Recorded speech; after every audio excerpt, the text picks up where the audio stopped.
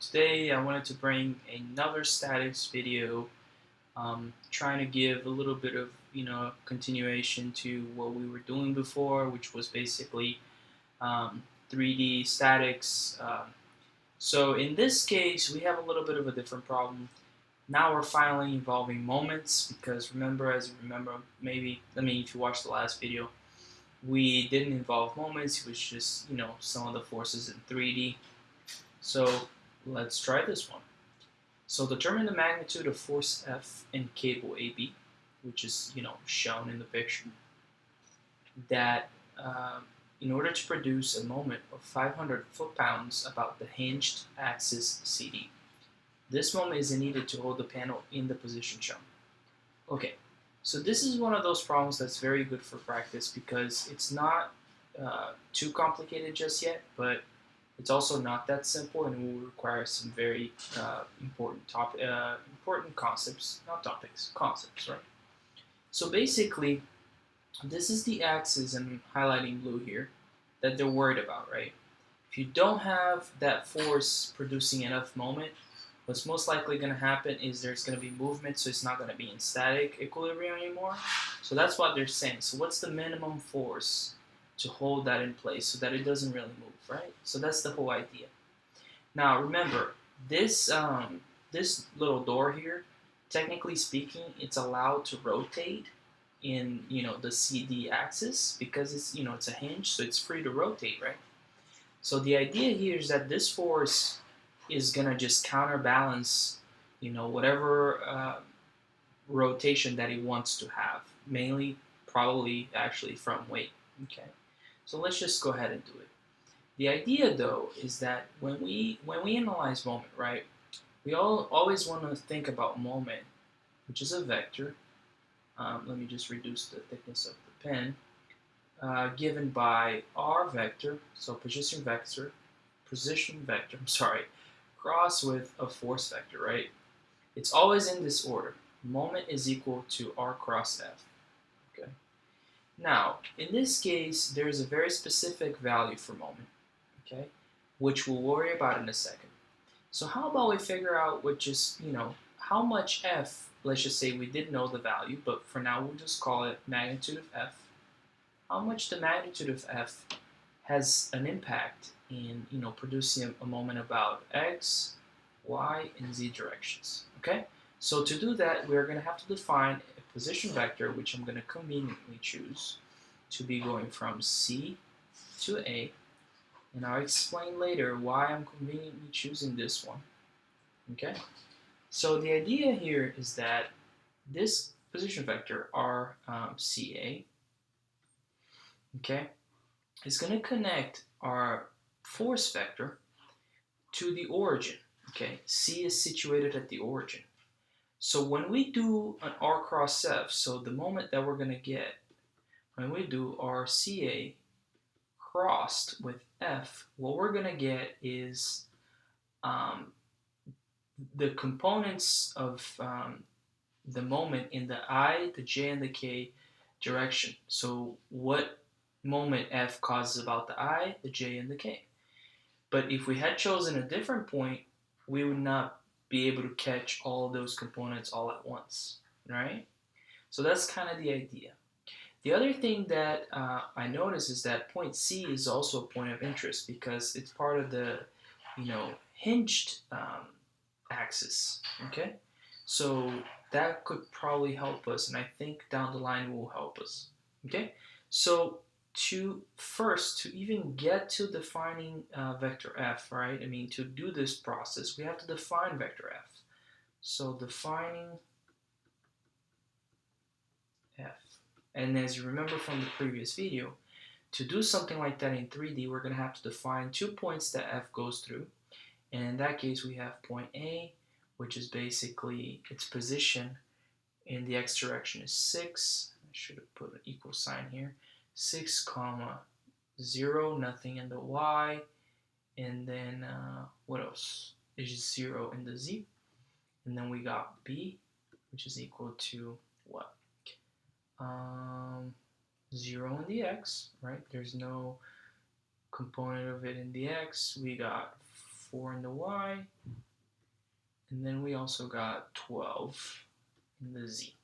Okay, so to get to continue on, we do r a b, and then we get b minus a, so values of b minus a, so minus 6i plus 4j plus 12k, boom. So the unit vector AB is equals to the magnitude of RAB, I'm sorry, the vector RAB divided by the magnitude.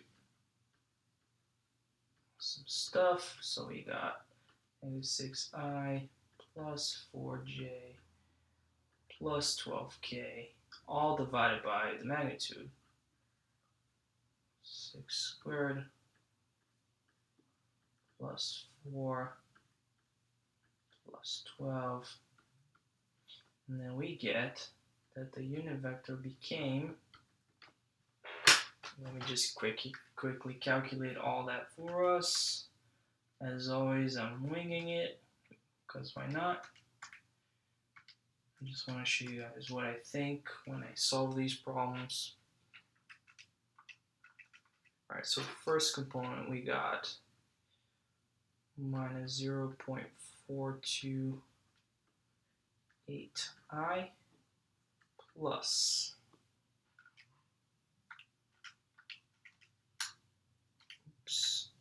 0.285j plus 0.8757. Okay, all right. And this right here, when we multiply this by the magnitude, I'll just highlight it and I'll just point it out, okay? So when we multiply this by the magnitude, the unit vector by the magnitude of f, which we don't know, and we'll carry it through the whole problem, we would get what really f means, right? So what we're going to do is we're just going to distribute that magnitude as if we knew what it was. Change colors. So f, let me just get some more space here for us. So this was step 1, I guess, 2, and then 3. So f really is f times all that stuff, so UAB. I'm not going to copy it down so we don't waste time. Alright, so now when we're ready to do the moment, right, what we're going to do is we're going to do RAC, which we haven't defined, which we need to. RAC crossed with F. So real quick, RAC, and I'm just going to do it because we already know the process, is going to be C, I'm sorry, it's RCA, right? My bad. It's just A minus C. RCA, A minus C. So we just got 6i plus 0j plus 0k. So when we do the cross product, this is how it's going to be. Moment is going to be, I can call it moment about C, something like that. I, J, K, and then we got 6, 0, 0. What do we have? Let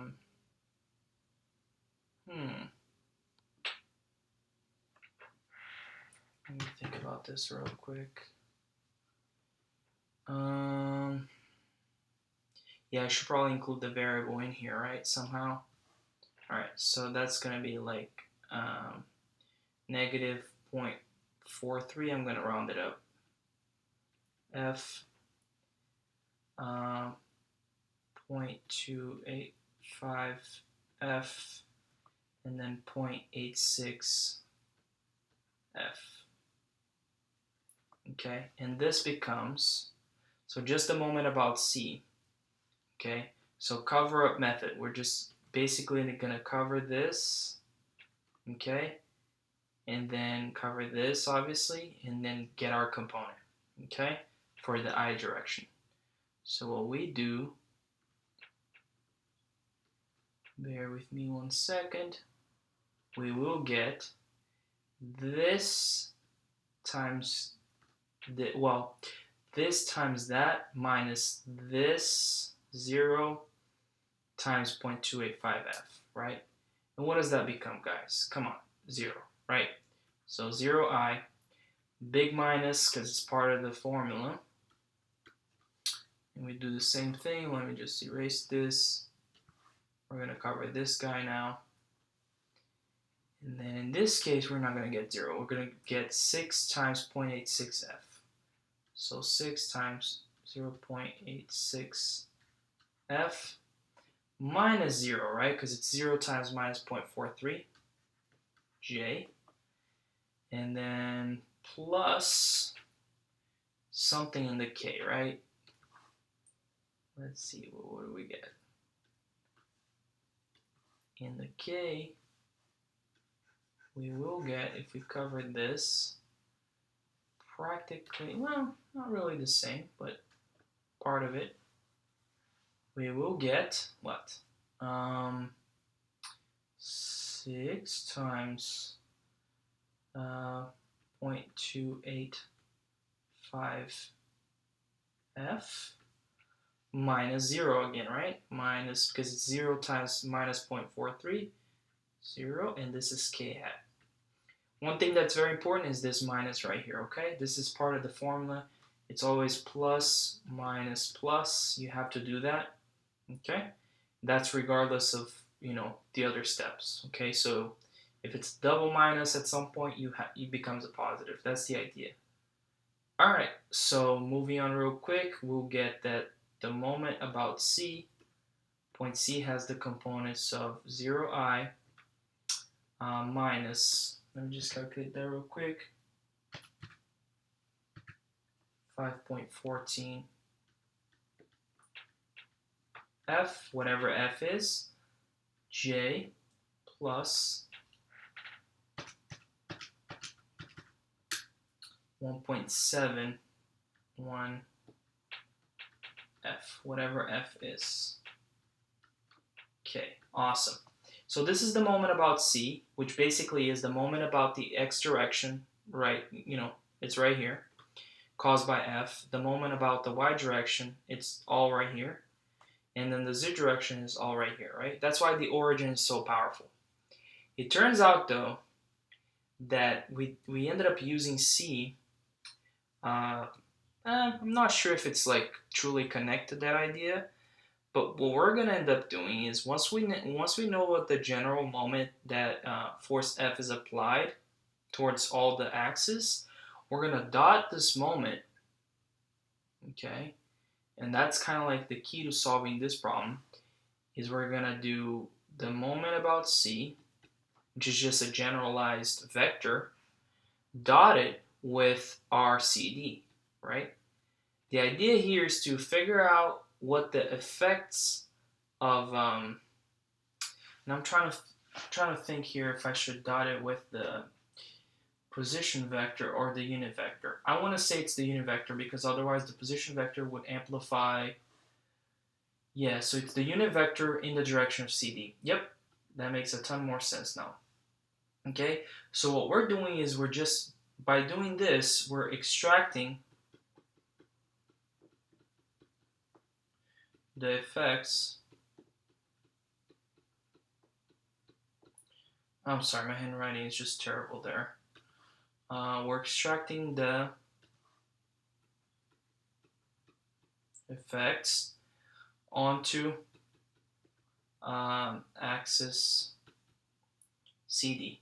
So that's the intuition about the dot product, right? You're trying to extract the effects, right? So you're seeing the projection of that vector.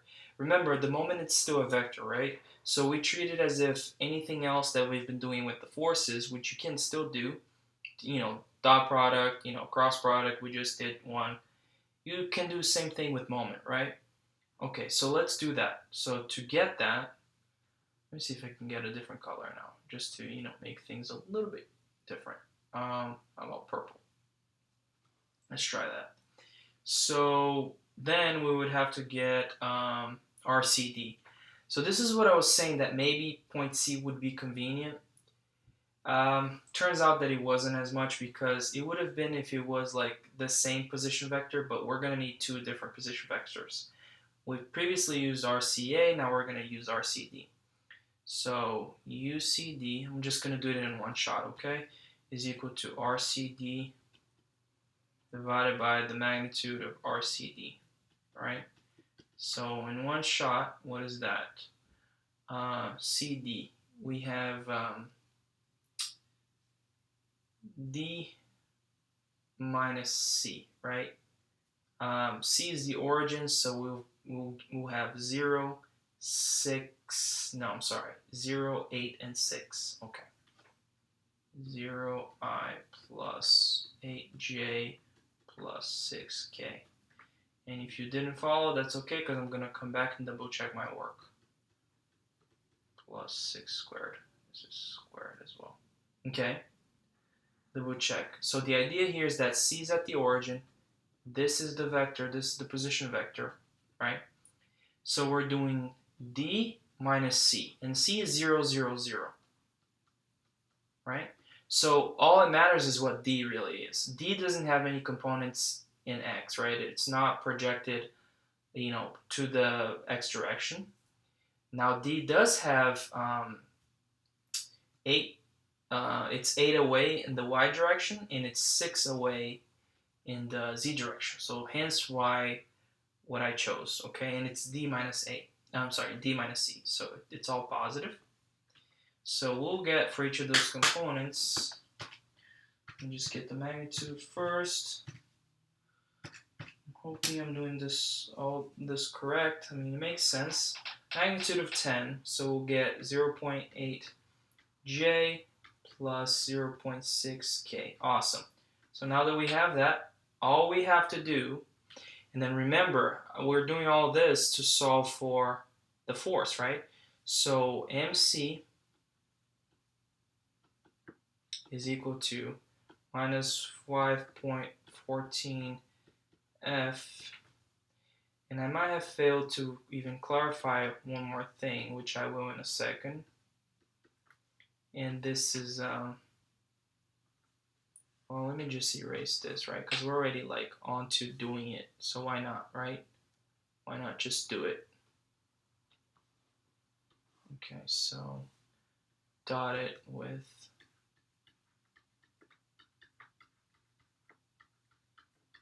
alright, so this is just this guy here. And then this has to equal to, because otherwise we won't have anything to solve for, right? Remember, the problem told us that it has to be 500 foot-pounds. So 500 foot-pounds.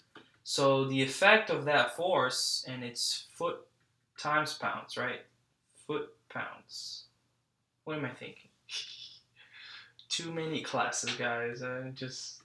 Today, just to be honest with you, I had 4 classes, so bear with me. Foot-pounds. Foot-pounds. Okay, there we go. Foot-pounds. Awesome. So how do we do this, right? It's, how do we do this? It shouldn't really matter the order, as long as we keep, we just add it up at the end. But it's usually, if I'm not mistaken, J with J, and then K with K, and then we add it all up, okay? So it's minus 5.14, and then, let me think about this. Yeah, we're doing this right. Okay, awesome. F 0.8, okay, for a second I was like, oof, might not be doing this right. We're good. Plus 1.71 F times 0.6, and that's just how the dot product works, right? You just multiply each component and then you add it all up, and this has to equal to 500. One equation, one unknown. How about that? Okay, so let me plug it all in here. Oops, 5.14 times 0.8, and both have coefficient of F, so I can just add it, right? 1.71 times 0.6, and I'm getting a negative value for the force. That is not right. That is not right. Give me a second. What did I do wrong? Because otherwise, I mean, the cable would go slack. That does not make any sense whatsoever. So I did make a mistake somewhere. Give me a quick second. Um, the moment is about the hinged axis.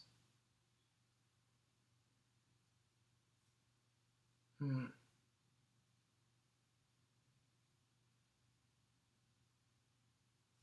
Yeah, that is kind of weird. Hmm.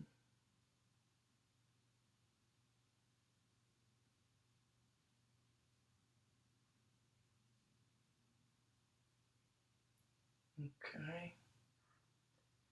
Maybe my unit vector here for the force.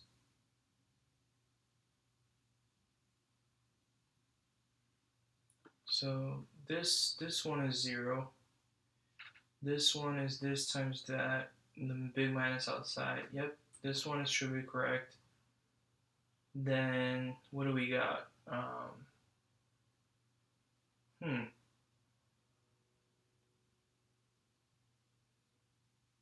Yeah, this makes sense. So maybe this stuff here, RAB.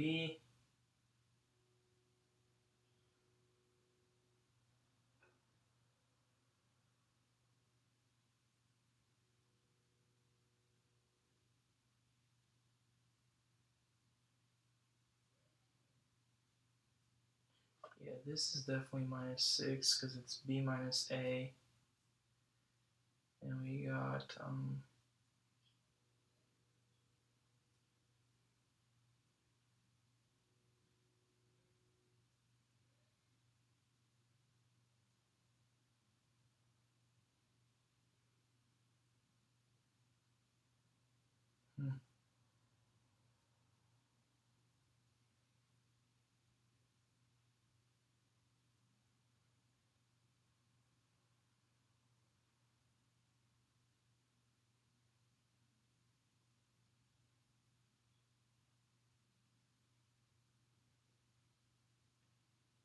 That's crazy.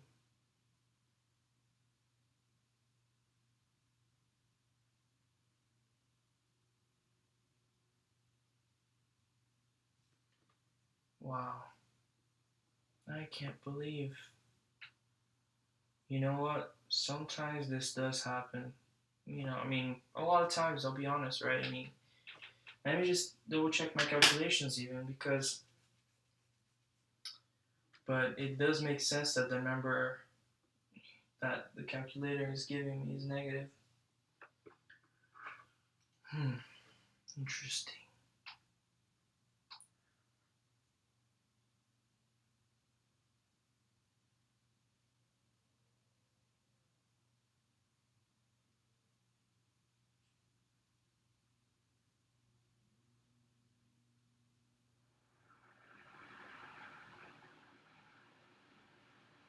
Does the direction of the moment matter though? Because maybe that's what it is. Yeah. Because, I mean, let me think. Because the numbers make sense, right? It's just, let me just erase this real quick and let me think about this. So, the the force, what's ultimately trying to do is just trying to counterbalance, the weight rotation. So the weight would want to rotate us, um, this way, right? So the force has to want to rotate us that way, right? So about this axis, right? So if we do that, um, hmm, that honestly could be the reason, because yeah, because then this it. I know it sounds like some sort of generalization and stuff, but I don't know. It's just it, a moment has to have a sense of direction, right? Because otherwise, what are you gonna do? Like, um, so I think in order to do this, I just thought I would be able to do it in one go, quite honestly. So, I believe then what we will have to change to make this correct, okay, is if my assumptions are correct, which I think they are, in terms of the rotation of the moment and everything, a quick fix just so that the video doesn't take too long, okay. But I'll leave that for you guys to think about it hard and maybe try to figure it out. And in the comments, if you have questions and stuff, you can ask me. So I'm gonna fix this. I'm gonna do DC, okay. So I'm gonna change the direction of that position vector, which makes this a minus, making this a minus, making this a minus, making this a minus, okay? So if we do that, let me see if that changes, everything here. So once I do that, okay, this is gonna come into agreement with this stuff. It won't have any conflict, okay? It won't have any conflict. So, all right. So when we do that, right, we would get a plus here, okay, and then we would get a minus here, right? So once we do that, then we would get a positive answer. So 162. All right, guys. Let me just see if I can give you just a quick insight, just so that you don't have to, figure it 100% out on your own. So the answer is just 162, right? Everything else though is correct. The concepts, the approach, the intuition is 100% correct. Maybe what I failed on realizing and maybe showing as well is that technically speaking, I'm going to erase everything, okay? Just because I want to show you this, right? So supposing you didn't even know, like which way, because technically speaking, you don't really know which way it's rotating unless they really tell you. But in this case, right? In this case, the idea here, different color, sorry. The idea here is that this force that's being applied is keeping this from just, going down, right? And going down really means is if we have an axis here, we're going to rotate about the axis, right? This way, okay? In terms of a vector, a moment vector, it would be this kind of arrow, like a double arrow with another arrow rotating, showing the rotation, right? So this is what it wants to do, and this is what we have to do to prevent it from doing it, okay? We have to rotate it. The force is going to have to balance it out. By how much? By the 500, okay? And this 500 here, because we know it goes in that direction, we know the force causes that 500 in that direction, right? Just because of how it is. The idea is that this 500 is going to have a component going up, okay, also rotating, and then a component going to the left, also rotating. So technically speaking, if you approach it that way as well, by breaking it up into components, breaking the overall moment that we built here, I'm going to highlight it so it doesn't feel like I'm just pointing at it and not saying anything. It also has components, remember? So in theory, whatever happens in the XYZ has to happen in that hinge as well. So if you equal it on both scenarios, you're going to come down to the exact same answer, right? It's just a lot more work, and I just kind of chose a shortcut, and I think it all worked out just fine. But I'll leave that up to you. It's just a lot, not a lot, but a few more steps into if you really want to prove to yourself why I did what I did and why I could do what I did, okay? But I think the overall approach is there, guys, and I think there's a lot of intuition there for you guys to learn from. And And honestly, I hope I helped. And if I didn't, or if there's anything that's left out, please let me know. I'd be more than happy to make another video about it, okay? We can do another problem, and then we can practice even more. Alright? Thank you so much, and I'll catch you in the next one.